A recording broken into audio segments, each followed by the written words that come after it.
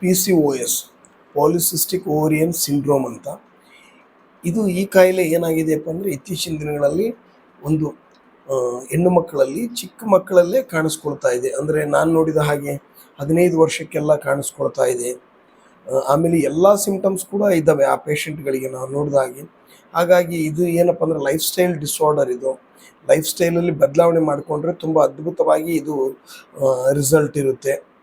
ಇದರಲ್ಲಿ ಏನೇನು ಸಿಂಪ್ಟಮ್ಸ್ ಇರ್ತವೆ, ಏನೇನು ತೊಂದರೆಗಳಿರ್ತಾವಪ್ಪ ಅಂದರೆ, ಒಂದು ಏರ್ ಲಾಸ್ ಇರುತ್ತೆ. ಅಂದರೆ ಕೂದಲ ಉದುರುತ್ತಾ ಇರುತ್ತೆ, ತಲೆ ಮೇಲಿರುವಂಥ ಕೂದಲ ಉದುರುತ್ತಾ ಇರುತ್ತೆ.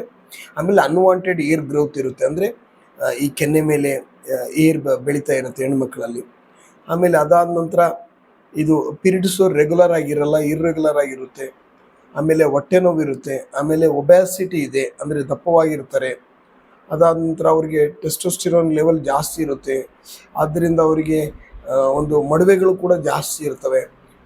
ಹಾಗಾಗಿ ಇವುಗಳನ್ನು ಅದ್ಭುತವಾಗಿ ಸರಿ ಮಾಡ್ಕೋಬೋದು. ಲೈಫ್ ಸ್ಟೈಲ್ ಡಿಸಾರ್ಡರ್ನ ಲೈಫ್ ಚೇಂಜಸ್ ಮಾಡಿಕೊಂಡ್ರೆ ಅದ್ಭುತವಾಗಿ ಸರಿ ಮಾಡ್ಬೋದು.